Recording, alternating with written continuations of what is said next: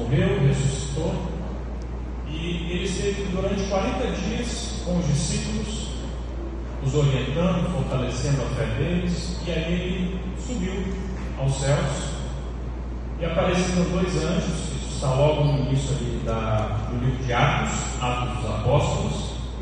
E esses 2 anjos disseram o seguinte: olha, não se preocupem, porque esse mesmo Jesus que vocês viram subir, ele descerá para buscar todos vocês. Então, a expectativa dos primeiros cristãos em relação à segunda volta de Jesus era muito grande, como deve ser também a nossa expectativa. Esse evento nós devemos refletir sobre ele constantemente, devemos desejar a segunda volta de Jesus. E muitos ali na igreja de Tessalônica, a igreja que foi estabelecida na cidade de Tessalônica, acreditavam que Jesus já estava para voltar. Nos dias deles, era a expectativa que eles tinham, porque eles amavam a Jesus, queriam logo estar com ele. E Paulo então escreve essa carta, e nesse segundo capítulo, Paulo começa esclarecendo que não era como eles estavam imaginando que Jesus já iria voltar naqueles dias. Alguns eventos, alguns acontecimentos precisariam acontecer, um pouco redundante, mas enfim, alguns eventos precisariam acontecer antes da segunda vinda de Jesus. Então, embora nós não tenhamos uma data, Jesus não anunciou nenhuma data da sua volta, mas temos uma série de eventos, de sinais que apontam para a proximidade da vinda de Jesus. E o apóstolo Paulo então começa explicando que Jesus não voltaria antes de se apresentar primeiro o homem do pecado, o filho da perdição.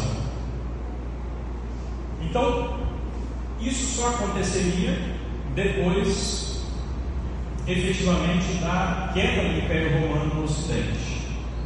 Que esse filho da perdição, o anticristo, como nós chamamos, ele iria se apresentar, promovendo toda sorte de engano. E foi no século VI que o papado então se estabeleceu firmemente e passou a promover de uma forma mais livre todos os enganos que nós sabemos muito bem que essa igreja promove. Amamos os integrantes dessa igreja, fique bem claro. Mas a imortalidade da alma, santificação do domingo, intercessão dos santos, veneração à Virgem Maria, penitências, indulgências, e a lista é grande, poderíamos ficar aqui horas falando de todos esses enganos. Isso é uma obra do engano, e é esse filho da perdição que Paulo apresenta aqui no capítulo 2 de 2 Tessalonicenses. O mistério da iniquidade, ele aponta lá no verso 7 que já está operando. Esse poder foi aparecendo de uma forma muito sutil. E aqueles que conhecem o livro de Daniel sabem que esse poder apresenta-se lá no capítulo 7 como um chifre pequeno. Ele é pequeno no início, mas ele não fica pequeno. Se você estudar com calma lá o capítulo 7, você vai ver que ele se torna extremamente poderoso, mais poderoso do que todos os demais chifres, os poderes que se estabeleceram na Europa medieval. Então, após a queda do Império Romano, o Império Romano do Ocidente, vários reinos bárbaros se estabeleceram no Ocidente, e de todos os poderes que se levantaram, nenhum se tornou tão poderoso, tão arrogante quanto o papado, a ponto de buscar mudar os tempos e a lei, como nós encontramos lá em Daniel 7, verso 25. Se você for ao catecismo, você vai encontrar lá uma comparação, tá? De um lado, a lei de Deus, como nós encontramos em Êxodo 20, os 10 mandamentos. Do outro lado, eles fazem questão de colocar lado a lado os mandamentos que essa igreja estabeleceu, a mudança que ela operou. O que ela fez? ela eliminou o segundo mandamento, que fala, que condena imagens de escultura. O nosso culto tem que ser um culto racional. E alterou o quarto mandamento, que aí passa a ser o terceiro. Como eles eliminaram o segundo, o quarto passa a ser o terceiro. E lá consta guardar domingos e festas. E para manter a numeração de 10, dividiram o 10º mandamento, que diz: não cobiçarás. Eles dividiram: não cobiçar a mulher do próximo. E o 10º mandamento lá do catecismo: não cobiçar nada que pertence ao próximo.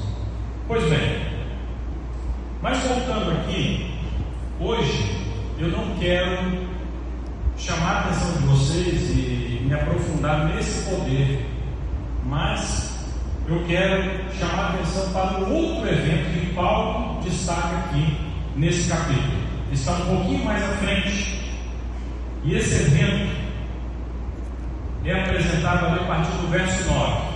Acompanha comigo, a partir do verso 9. É dito ali o seguinte: ora, o aparecimento do iníquo. No grego, a palavra de aparecimento é parousia.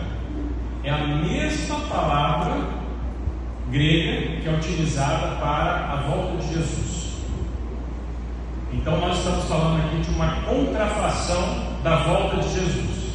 E é dito o seguinte: o aparecimento do iníquo é segundo a eficácia de Satanás, com todo o poder e sinais e prodígios de mentira. Verso 10: e com todo o engano de injustiça aos que perecem, porque não acolheram o amor da verdade para serem salvos.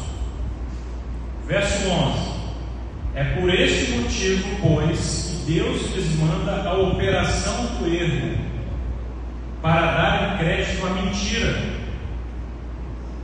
a fim de serem julgados todos quantos não deram crédito à verdade, antes, pelo contrário, deleitaram-se com a injustiça. Irmãos, Deus ama a todos nós, mas uma parte da humanidade escolheu e escolhe a cada dia, da mesma forma que você escolheu estar aqui hoje. Uma parte da humanidade escolheu a mentira. Essa escolha é feita a cada dia. Escolhe o pecado, o engano. Por enquanto, o Espírito Santo ainda está trabalhando com os corações. Todos aqueles que ainda permitem que o Espírito Santo os convença do pecado, do juízo e da justiça.